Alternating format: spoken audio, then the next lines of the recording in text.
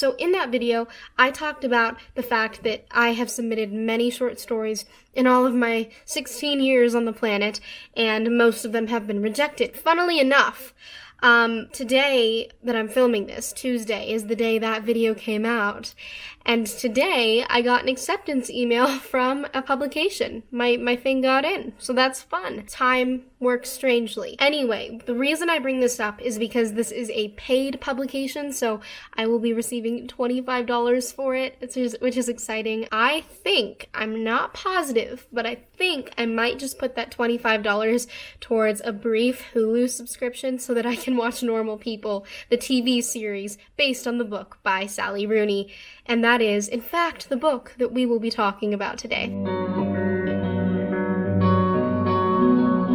My name is Maya, and as I said in the intro, today we are going to talk about the novel Normal People by Sally Rooney. From the title, it's probably already clear to you that I thoroughly enjoyed, if not loved, this book. It's kind of polarizing. I've seen several one-star reviews on Goodreads from people who are my friends on Goodreads who tend to enjoy the same sorts of things I do. I've also seen lots of 5 stars or 4 stars from friends on Goodreads, so it's kind of either end of the spectrum, rarely in between. Some people describe Normal People as banal, not profound in the slightest, and they're just so disappointed because it was shortlisted for a really big deal women's prize in fiction. I, however, am happy to report that I loved this book today. I'm going to be telling you exactly why. My love for it revolves around 3 points, which are the writing style, the characters, and cyclical storytelling, and I'm also going to try to make a case to get you, yes, you, to read it. The first aspect of Normal People I want to discuss today is Sally Rooney's simplistic and almost dry writing style. I say that with the utmost respect. The writing style in this book is incredibly, I would actually call it effortless. It doesn't seem like descriptions were added unnecessarily or it was going to be flowery. It just seemed like very down-to-earth, self-aware writing, which I enjoyed. It was a breath of fresh air. In fact, it was simple to the point that dialogue was not enclosed in quotation marks. Maybe that's just an Ireland thing, and I'm American, so it just doesn't mesh, but I actually enjoyed it. I felt it allowed the story to flow and move much easier. Not only did this type of writing allow the plot to really flow and make sure there was some structure to a story that's really about relationships, which are quite unstructured, but it also didn't spoon-feed the reader emotions. That's one of my biggest pet peeves. Don't you dare tell me how to feel. Make me feel something through a character, through a description, through an experience. The narrator has no part to play in creating emotion in this book. They're really just setting the scene. It is just a third-person omniscient narrator, but the scene is literally just set for the characters. It's like a playground for them to use language and body language and just characterization to convey emotion and to make the reader feel something, which I thought was really well done. This is an example of what I like to call telling, not showing. Again, I say this with the utmost respect. I get really annoyed when I'm in an English class or writing class, any kind of class where there's paper and writing utensils, and they tell you, show me, don't tell me, because you're telling no matter the type of technique or method you are using to write. Writing is telling. Showing is just what happens when stuff is left to the imagination. What's interesting in Rooney's book is she tells you what you need to know in order for things to be shown later on. More is left to the imagination when it comes to the true themes and meaning of this book, and that's only possible because Rooney is so direct in every other aspect of the writing. I really loved it. I really, really did. I don't think that telling is bad. I think it can actually be a very useful tool to make showing all the more powerful. The next reason I loved Normal People by Sally Rooney was because of the characters, specifically our 2 main characters, Connell and Marianne. They're both Irish. They live in a very small town called Carricklee? I don't know. I read the book, didn't listen to the audiobook. But they live in this small town. Marianne's family is really well-to-do. Connell is the only son of a single mother who actually works for Marianne's family. She's the housekeeper, the maid, kind of, etc. I feel like everything's changed since college. What do you mean? I don't know, just all this. It's real. You know, foreign cities are real. famous artworks, the remnants of the Berlin Wall, eating ice cream in little Italian piazzas with you. It's money though, isn't it? The substance that makes the world real. Yeah. It's so corrupt and sexy. There is, of course, then an interesting class dynamic between the two main characters, and I actually enjoyed how those two main characters were used as an analysis for class. The book didn't revolve around class, but it was an omnipresent part of both Connell and Marianne's lives and lifestyles.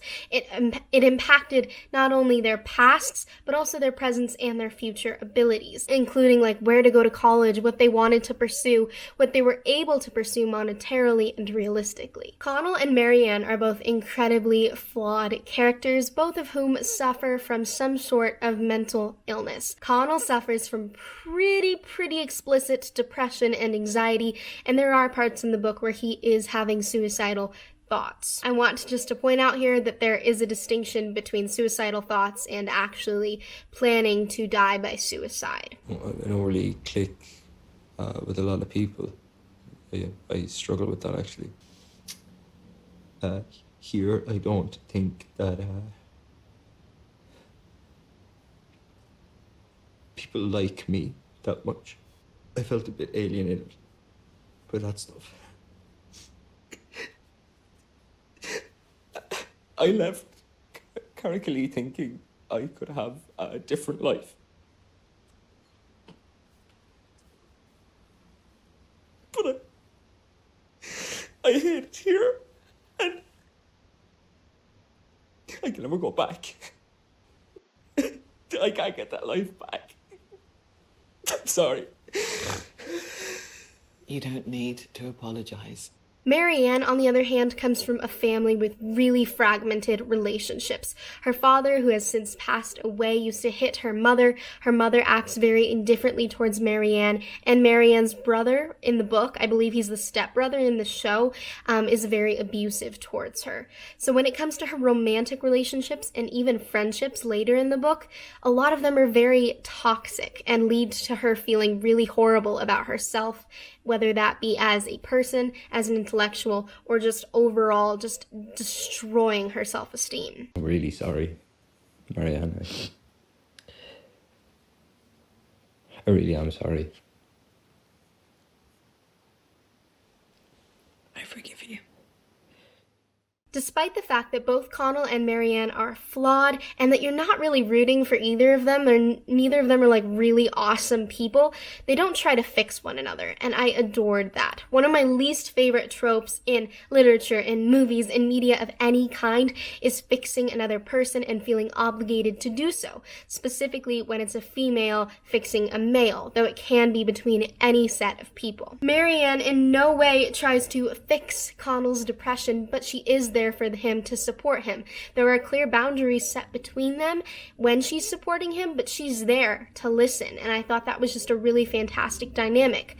Likewise, Connell doesn't tell Marianne, like, this is a horrible relationship for you, but he supports her when she needs help, when she needs him to pick her up and just talk. Another point within the characterization I adored is the fact that you can feel isolated, at your most isolated, when you're surrounded by other people.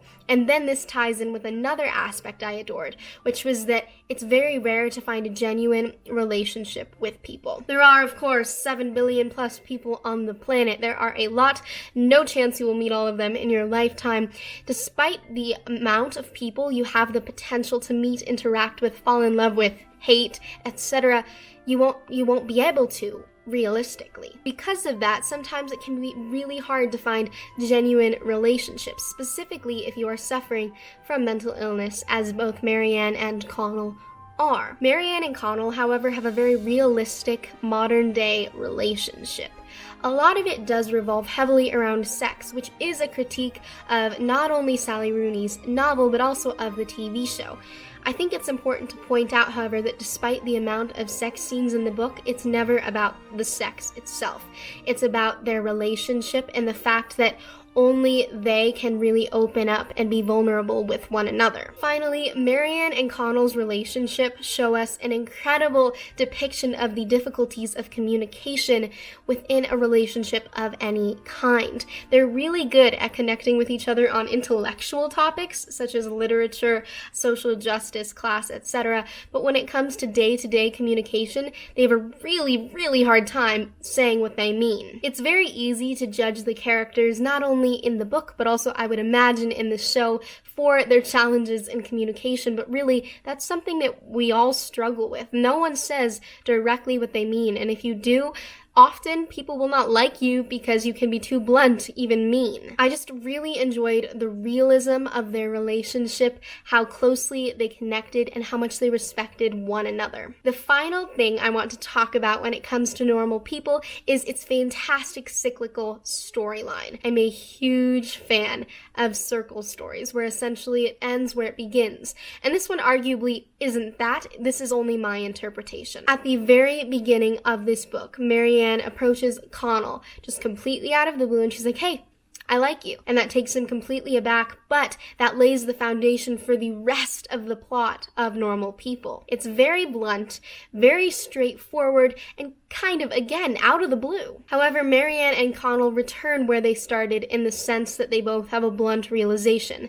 The first, of course, at the beginning is that they like each other, and the last, I'm not sure if this is a spoiler or not, we're gonna go with it's not, because I'm not going to go into detail, but at the end, they both have the blunt realization that they need to move on with life. As life moves, they need to continue to evolve and change, not only in their relationship, but as individuals. Ultimately, this is a really good analysis of character development at a minute level, while reminding us that we remain generally in our core beliefs and values often the same people throughout our entire lives. There are, of course, exceptions. But I suppose what I'm saying here is that their relationship affected them both, whether that be for the better or for the worse, but they remained individuals through all of that, and they both have their own trajectories in life, and their shared love actually aids them in pursuing their individual goals and dreams. I just found that to be incredibly powerful. Also, the ending is not what you would expect. A lot of people on Goodreads were very disappointed by it, and rightfully so. It feels very blunt and abrupt, and just like, I ran out of time on my publishing due date, here's the last chapter. But in fact, I actually think it was probably written very carefully and meticulously and thought out in an incredibly nuanced way. Blunt endings do not follow our traditional story arc of exposition, rising action, climax, declining action, and resolution. However, depending on the story, they can be an exquisite way, not necessarily to tie up loose ends, but to show us that this chapter of the story is over, but for these individual characters, life goes on, and they will go on with life, which I think is a really beautiful concept. At the end of the day, I loved Normal People for how mundane it was. The title is really fitting. All of it felt as though it could have been real. All of it felt very personal and not necessarily profound, because I don't think that's the point of the book, but self-aware for sure. So yeah, that's all I've got for you guys today. If you have read Normal People, I would love to hear your thoughts. If you haven't, I'd encourage you to try it out. You might hate it, but I hope you do love it. And yeah, that is all. Until then, I hope you are well, and I will see you later. We have done so much good for one another. I'll go.